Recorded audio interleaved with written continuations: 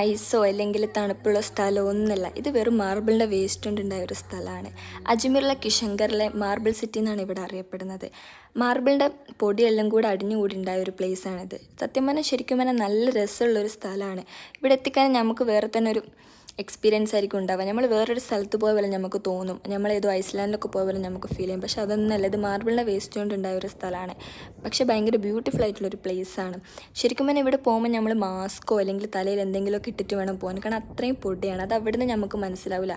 അവിടെ നിന്ന് പുറത്തിറങ്ങി കഴിഞ്ഞാൽ നമുക്കത് മനസ്സിലാവും. പക്ഷെ എന്തായാലും അത് ഭയങ്കര ബ്യൂട്ടിഫുൾ ആയിട്ടുള്ള സ്ഥലമാണ്. ഫുള്ള് വൈറ്റ് ബാക്ക്ഗ്രൗണ്ടായിട്ട് നല്ല രസമാണ്. പിന്നെ ഞങ്ങൾ അജ്മീറിൽ നിന്ന് പോയത് ദർഗയിലേക്കാണ്. നൈറ്റ് ആയിരുന്നു അവിടെ ഞങ്ങൾ പോയത്. ഏറ്റവും തിരക്കുള്ളൊരു സ്ട്രീറ്റായിരുന്നു അജ്മീർ സ്ട്രീറ്റ്. ആ തിരക്കൊക്കെ കഴിഞ്ഞ് ഞങ്ങൾ ഉള്ളിലെത്തിയതാണിത്. ദർഗൻ്റെ ഉള്ളിൽ അതിനും വലിയ തിരക്കായിരുന്നു. എല്ലാവരും വെയിറ്റ് ചെയ്യാണ് അവിടെ. കവാലിക്ക് വേണ്ടിയാണ് എല്ലാവരും വെയിറ്റ് ചെയ്യുന്നത്. തേഴ്സ്ഡേ അവിടെ കവാലി ഉള്ളത് കൊണ്ട് തന്നെ ഭയങ്കര തിരക്കായിരുന്നു. ഞങ്ങളും തേഴ്സ്ഡേ ചൂസ് ചെയ്തത് കവാലി കാണാൻ വേണ്ടിയിട്ടായിരുന്നു. അങ്ങനെ കവാലിയൊക്കെ കണ്ടു കഴിഞ്ഞതിന് ശേഷം കണ്ടൊരു കാഴ്ചയാണിത്. ഇതെന്താണെന്ന് സത്യം പറഞ്ഞാൽ എനിക്ക് മനസ്സിലായില്ല. പക്ഷെ ഇത് വന്നപ്പോൾ എല്ലാവരും ഭയങ്കര എക്സൈറ്റഡ് ആയി. ചിലരത് തൊടാൻ ശ്രമിക്കുന്നുണ്ട്, കുറേ ശബ്ദങ്ങൾ ഉണ്ടാക്കുന്നുണ്ട്, വീഡിയോസ് എടുക്കുന്നുണ്ട്, ഫോട്ടോസ് എടുക്കുന്നുണ്ട്. ശരിക്കും പറഞ്ഞാൽ ഡിഫറെൻ്റ് ആയിട്ടുള്ളൊരു എക്സ്പീരിയൻസ് ആയിരുന്നു എനിക്കത്. പിന്നെ ദർഗയിൽ തന്നെ ഒരു സൈഡിൽ ഫുഡ് ഉണ്ടാക്കിയിട്ട് എല്ലാവർക്കും ഫുഡ് ഫ്രീ ആയിട്ട് കൊടുക്കുന്നുണ്ട്. ആർക്ക് വേണമെങ്കിലും വിശക്കുന്നവർക്ക് അവിടെ പോയിട്ട് ഫുഡ് കഴിക്കാം. ഒരു സൈഡിൽ ഫുഡ് പ്രിപ്പയർ ചെയ്യുന്ന കാണാൻ പറ്റും. അത് ശരിക്കും പറഞ്ഞാൽ നമുക്ക് ആ ചെമ്പിലോട്ട് നോക്കാൻ പറ്റും അവർ ഫുഡ് ഉണ്ടാക്കുന്നത് ചുറ്റും നിന്നിട്ട്. പിന്നെ ഒരു ചെമ്പിൽ ഓരോരുത്തർ പൈസ ഇടുന്നുണ്ട്, അരികൾ ഇടുന്നുണ്ട്.